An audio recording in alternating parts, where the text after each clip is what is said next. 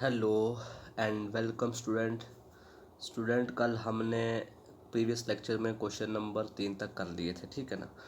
तो question number जो 4 है ना, 4 ट्रिवियल सा है। उसमें 4 में कुछ नहीं है भाई। 4 में क्या दे रखा है, 4 में इंटरवल्स के बारे में दे रखा है, ठीक है ना। उसमें ये दे रखा है कि show that the set of all intervals with rational and point is a countable set. तो एंड पॉइंट क्या दे रखे हैं, रैशनल। तो कोई भी इंटरवल हो भाई, चाहे ओपन इंटरवल हो चाहे क्लोज्ड इंटरवल हो, उसके अगर ओपन एंड रैशनल है तो वो काउंटेबल ही होंगे, ठीक है ना।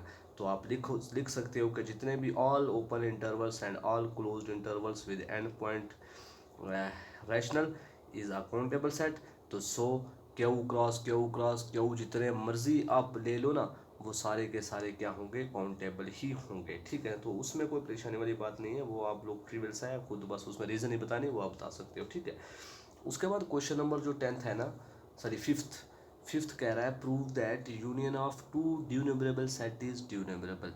के दो ड्यूनेबरेबल सेट हैं, उनकी यूनियन भी ड्यूनेबरेबल होगी, ये प्रूफ करना है। तो देखिए, हमें दो ड्यूनेबरेबल सेट दे रखे हैं, सपोज ए और बी मान लेते हैं, ठीक है ना। ए के अंदर एलिमेंट है A1 A2 A3 up to so on. B के अंदर है B1 B2 B3 up to so on. मतलब ऐसे दो सेट हैं जो दोनों के दोनों क्या हैं, ड्यूनेबरेबल है। अब देखिए, A1 के अंदर कुछ एलिमेंट्स आएंगे भाई, 1 आएगा 2 आएगा 3 आएगा, मतलब कहने का मतलब इवन भी आएंगे ऑड भी आएंगे। सिमिलरली इसके अंदर भी। तो इट मीन्स मैं क्यों ना एक सेट ऐसा ले लेता हूँ जिसके अंदर सारे ऑड आ जाएंगे, और बी एक ऐसा सेट ले लूँगा जिसके अंदर सारे के सारे क्या आ जाएंगे, इवन आ जाएंगे, ठीक है ना। फिर ये बता दूंगा कि ये दोनों के दोनों क्या हैं, ये भी मतलब इन दोनों की यूनियन भी क्या है, वो भी ड्यूनेबरेबल है। लेकिन वो ये दे रखा है उसने कि ये दोनों अलग अलग अपनी जगह पर क्या है, ड्यूनेबरेबल है। तो ड्यूनेबरेबल पता है ना, मतलब ड्यूनेबरेबल का मतलब ये है कि जो ए है ये इक्विवेलेंट है एन के, और बी भी है वो भी इक्विवेलेंट है एन के। तो इट मीन्स एक ऐसा फंक्शन है एन टू ए तक, और दूसरा फंक्शन है एन से बी तक। और वो किस तरीके से डिफाइन है, वो इस तरीके से डिफाइन किया गया कि उनके अंदर इवन भी आएंगे ऑड भी आएंगे, और हमें ये बतानी है कि इनकी यूनियन भी क्या है, वो भी सिमिलर है एन के। मतलब ये प्रूफ करना है ए यूनियन बी भी सिमिलर क्या है, वो भी एन के सिमिलर है। तो उसके लिए एक एन अदर फंक्शन डिफाइन करेंगे हम एच, ठीक है ना। तो देखिए स्टूडेंट, इसका प्रूफ कैसे कर रहे हैं हमने इसका, देखिए सबसे पहले मैं मान लेते हैं हम इसका प्रूफ लेट कर लेते हैं ए एंड बी और टू ड्यूनेबरेबल सेट। मान लेते हैं ए और बी कोई दो ड्यूनेबरेबल सेट है, ठीक है। तो अगर ड्यूनेबरेबल सेट हैं तो इनके इट मीन्स उनके बीच में एक बाइजेक्शन एग्जिस्ट करेगा। भाई ड्यूनेबरेबल सेट मैंने बोला है ना, जो इक्विवेलेंट हो सेट ऑफ नेचुरल नंबर के। तो इक्विवेलेंट है तो इट मीन्स वो बाइजेक्शन, अगर इक्विवेलेंट है तो फिर उनके बीच में बाइजेक्शन एग्जिस्ट करेगा, मतलब 1 1 और 1 2 होगा वो। तो सिमिलरली अगर मैंने ए और बी दो ड्यूनेबरेबल सेट माने हैं, तो it means then there exist a bijection. तो बाइजेक्शन होगा उन दोनों के बीच में, मतलब 1 1 भी होंगे 1 2 भी होंगे, ठीक है। मतलब वो फंक्शन किस तरह प्रकार के होंगे, F of N to A and G of N to A N to B, sorry, इस प्रकार का होगा। मतलब ए पे फंक्शन एफ है और बी पे फंक्शन जी है, और एफ वाले जो है वो इवन है और जी वाले जो फंक्शन है वो ऑड है। और मान लेते हैं एक another function H such that वो ये है कि सेट ऑफ नेचुरल नंबर से ए यूनियन बी है, ठीक है स्टूडेंट। अब हमें ये बताना है ए और बी तो ड्यूनेबरेबल है, लेकिन उनकी यूनियन भी क्या है, वो भी इक्विवेलेंट है एन के। तो उसके लिए मैंने फंक्शन ले लिया एच, ठीक है ना। और ये किस तरीके से डिफाइन है भाई, यूनियन यही होगी ना भाई। यूनियन क्या होता है, यूनियन मतलब ऑड और इवन दोनों। तो इट मीन्स एच फंक्शन ऐसा दिया जो यूनियन वाला है, और वो किस तरीके से डिफाइन होगा, इज डिफाइंड बाई, वो इस तरीके से डिफाइन होगा भाई, H of n equal to f of n upon two होगा, जब क्या होगा, इफ एन इज इवन होगा, तब फंक्शन की value f of n upon two होगा। और g of n plus one upon two तब होगा जब क्या होगा, एन तुम्हारा ऑड होगा, इफ एन इज ऑड। तो इट मीन्स भाई यूनियन ले रहा हूँ ना, मैंने बोला था पीछे आपको कि ए के अंदर मान लेते हैं ए एक ऐसा सेट ले लें जिसके अंदर सारे के सारे ऑड आ जाएंगे, इवन आ जाएंगे, बी के अंदर सारे के सारे ऑड आ जाएंगे।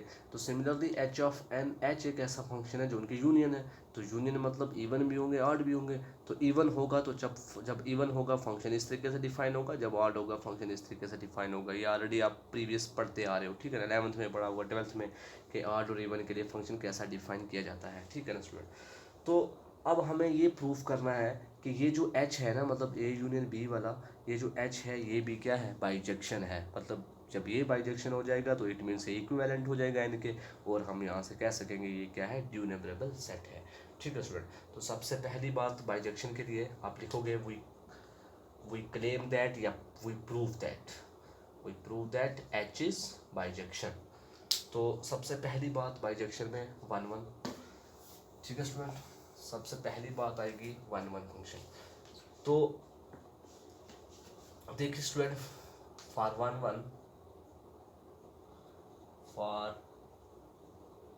1 के लिए देखिए, मान लेते हैं लेट, अब मैंने फंक्शन में क्या माना था, एफ ऑफ एन, मतलब एन माना था, तो मैं क्या कर लेता हूँ, लेट n1 एंड n2 जो है ये क्या है, belongs to set of natural number. मान लेते हैं n1 और n2 किसको बिलोंग कर रहे हैं, सेट ऑफ नेचुरल नंबर को।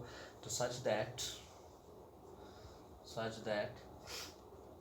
उन पे फंक्शन की वैल्यू भी क्या होगी, वो भी इक्वल होगी।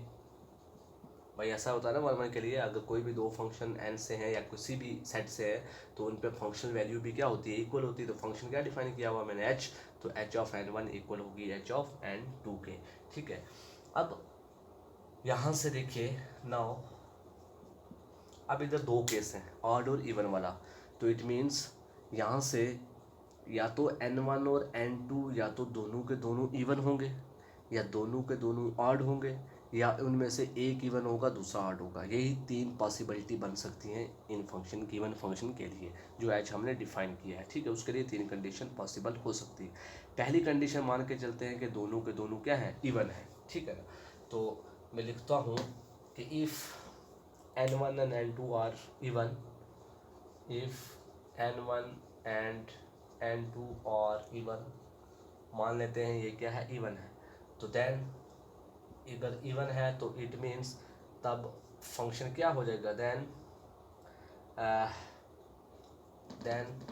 h ऑफ n1 किसके बराबर हो जाएगा, f ऑफ n1 अपॉन 2 के बराबर, एंड h ऑफ n2 किसके बराबर हो जाएगा, f ऑफ n2 अपॉन 2 के बराबर। भाई इवन के लिए फंक्शन ऐसा ही डिफाइन है ना। अब चूंकि f क्या है तुम्हारा, बाइजेक्शन है। भाई f फंक्शन कैसा डिफाइन था, n2a मतलब बाइजेक्शन था, तो उनके बीच में मतलब n2a का मतलब हो गया a सिमिलर टू n, तो सिमिलर का मतलब बाइजेक्शन होगा। तो चूंकि f तुम्हारा बाइजेक्टिव है और ये चीज़ इसके बराबर है, तो इट मीन्स सो क्या हो जाएगा, h ऑफ n1 इक्वल है h ऑफ n2 का, अभी मैंने बोला। तो ये अगर इक्वल है तो it means f of n1 upon 2 equal हो जाएगा f ऑफ n2 अपॉन 2 के। यहाँ से 2 और 2 कट के, f और f कट के, तो क्या बचा आपके पास, n1 इक्वल टू n2, ठीक है स्टूडेंट। जब ये क्या था, इवन था, तो उस केस में n1 बराबर आ गया n2 के, मतलब 1 1 हो गया। तो सिमिलरली जब दोनों के दोनों क्या होंगे, ऑड होंगे, इफ़ n1 एंड n2 और ऑड। अब जबकि ये ऑड हैं दोनों, तो it means h of n1 क्या हो जाएगा फिर, अगर h ऑफ n1 हो जाएगा g of n1 plus 1 upon 2, और h ऑफ n2 क्या हो जाएगा, g of n1 plus 1 upon 2, n2 plus 1 upon 2। अब जबकि g क्या है, बाइजेक्शन है, तो g अगर बाइजेक्शन है या g बाइजेक्टिव मैप है, तो इट मीन्स ये दोनों के दोनों इक्वल होंगे। जब ये दोनों इक्वल होंगे तो ये भी दोनों इक्वल होंगी। तो यहाँ से 2 और 2 कटेगा, g और g कटेगा, 1 और 1 कट जाएगा, तो बचेगा n1 इक्वल टू n2। भाई आप सिंप्लीफाई करना आता है ना कैसे कटेंगे, तो n1 इक्वल टू n2। तो इस केस में भी प्रूफ हो जाएगा फंक्शन क्या है, 1 1 है। अब मान के चलते हैं एक इवन और एक ऑड मान के चलते हैं, ठीक है ना। अब इफ़ n1 इज इवन, मानते हैं n1 क्या है तुम्हारा, इवन है, एंड n2 इज ऑड। ए को मान लिया इवन, ए को मान लिया ऑड, तो देन अगर ये इवन है तो h ऑफ n1 क्या हो जाएगा, वो हो जाएगा f ऑफ n1 अपॉन 2।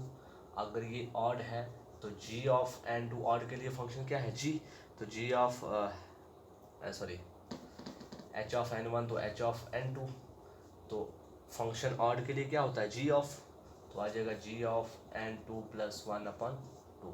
ठीक है स्टूडेंट, ऐसा ही होगा ना, अगर एक इवन है और दूसरा ऑड है, इवन के लिए एच ऑफ एन वन ये होगा और ऑड के लिए जी ऑफ ये होगा।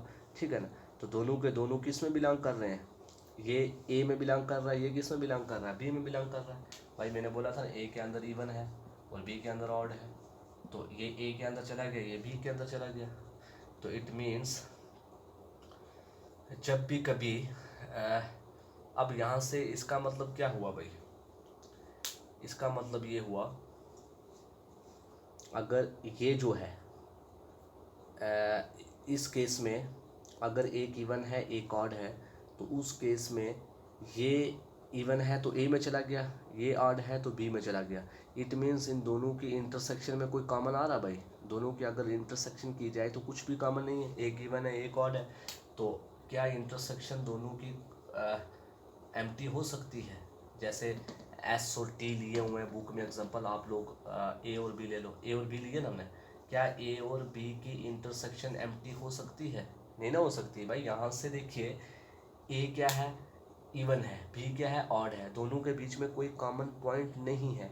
जब दोनों के बीच में कॉमन पॉइंट नहीं है तो इट मीन्स दोनों की इंटरसेक्शन एम्प्टी है। तो जब दोनों की इंटरसेक्शन ही एम्प्टी है तो क्या ये पॉसिबल है, फिर पॉसिबल ही नहीं है ना। क्यों क्यों नहीं पॉसिबल, क्योंकि ए के अंदर मैंने बोला कि एक ऐसा फंक्शन है जिसके अंदर सेट ऑफ इवन नंबर है, बी एक ऐसा फंक्शन, बी एक ऐसा सेट है जिसमें सेट ऑफ ऑड नंबर है। तो मैं पहले से ये कह रखा हूँ कि ये नॉन एम्प्टी है, जब पहले से ये चीज़ मान के चला हूँ तो इट मीन्स यहाँ से ये बात गलत हो जाती है। तो हम लिखेंगे A intersection is B is empty which is not possible, ये पॉसिबल नहीं है। तो अगर ये पॉसिबल नहीं है तो इसका मतलब ये है कि जब भी कभी whenever H of n one equal होगा एच ऑफ एन टू के, उस केस में एन वन इक्वल होगा एन टू के बराबर होगा, तो therefore H is one one. ठीक है स्टूडेंट, तो ये प्रूफ हो गया H is one one. Similarly एक ऑड एक इवन लोगे तब भी यही बात बनेगी, इंटरसेक्शन एम्प्टी हो जाएगी तो वो पॉसिबल नहीं होगा। तो इट मीन्स हम कहेंगे जब भी कभी ये चीज़ इक्वल होगी, इमेजेस इक्वल होंगी, तो उनके एलिमेंट्स भी क्या होंगे, इक्वल ही होंगे। ठीक है स्टूडेंट, तो ये था वन वन। अब हम बात करते हैं ऑन टू की। अगर ऑन टू प्रूफ हो जाता है तो इट मीन्स इनकी यूनियन भी क्या होगी, ड्यू न्यूमरेबल सेट होगी। ठीक है स्टूडेंट, तो देखिए अब फॉर ऑन टू, तो ऑन टू के लिए आपको पता ही है एक एलिमेंट लेते हैं हम, क्योंकि इधर डोमेन क्या है एन और को डोमेन क्या है ए यूनियन बी है। भाई जो फंक्शन एच हमने लिया था ना वो कैसा है, वो इस प्रकार का है, मतलब उसका domain set of natural number और को डोमेन ए यूनियन बी ऐसा है। तो इट मीन्स हम ऑन टू के लिए कोई भी एलिमेंट लेते हैं उसके को डोमेन में लेते हैं ना, और उसको बता देते हैं कि वो उसके डोमेन उसकी प्री इमेज डोमेन में है, तो को डोमेन में हम लेंगे एक एलिमेंट वाई। ठीक है, तो मैं वही लिखने जा रहा हूँ, let y belongs to A union B, मतलब एक डोमेन से वाई लिया, be any element, be any element, कोई भी एलिमेंट हो सकता है। अब इसका मतलब ये हुआ कि देन आइदर, अब यूनियन में तो इसका मतलब ये हुआ कि वाई ए के अंदर होगा या वाई बी के अंदर होगा। भाई अगर इंटरसेक्शन की बात की होती तो फिर मैं ऐसे लिखता y belongs to A and y belongs to B, लेकिन यूनियन है तो यूनियन के केस में और लिखते हैं, तो इट मीन्स इसका मतलब ये हुआ वाई तो या तो ए में है या बी में है। ठीक है ना स्टूडेंट, क्योंकि अब देखिए अगर वाई तुम्हारा ए में है, सपोज वाई ए में है, इफ़ y बिलोंग्स टू ए, अगर y a में है तो उस केस में देन देर एग्जिस्ट एक एलिमेंट एग्जिस्ट करेगा n के अंदर, जो डोमेन है उसके अंदर एक एलिमेंट n एग्जिस्ट करेगा सच दैट उस पर फंक्शनल वैल्यू क्या होगी, y होगी, जो हमने a यूनियन b लिया।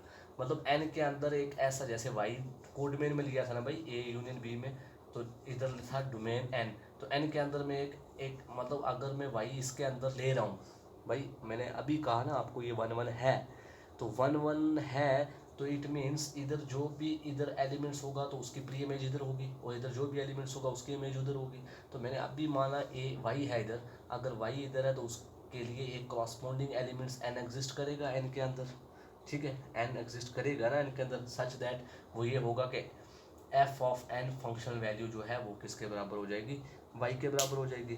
तो इट मीन्स देयरफॉर आप ऐसे भी लिख सकते हो, therefore there exist x which is equal to, एक एलिमेंट एग्जिस्ट कर रहा है एक्स, ठीक है ना, जो किसके बराबर है, कोई भी नेचुरल नंबर उसका, मतलब ए के अंदर ले रहा हूँ ना, तो ए के अंदर ले रहा हूँ तो ए, देखिए ना मैंने अभी क्या लिया, इफ़ वाई बिलोंग्स टू ए, अगर ए में बिलोंग कर रहा है, तो ए में बिलोंग कर रहा है तो इट मीन्स ए के अंदर जो भी नंबर्स हैं वो सारे के सारे क्या है, इवन है।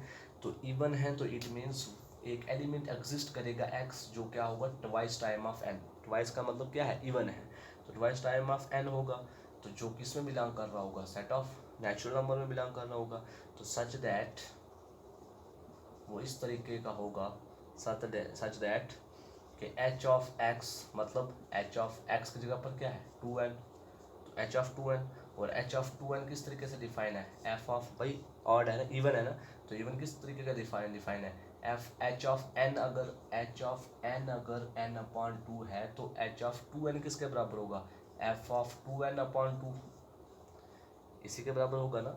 और एफ ऑफ 2n अपॉन 2 किसके बराबर हो जाएगा, 2 और 2 कैंसिल, तो एफ ऑफ एन, और एफ ऑफ एन किसके बराबर है, वाई के बराबर। तो इट मीन्स हमें उस वाई के लिए एक ऐसा एलिमेंट मिल गया एन के अंदर जो क्या है, एक्स है, ठीक है स्टूडेंट, और उस पर फंक्शन वैल्यू क्या है, वाई है।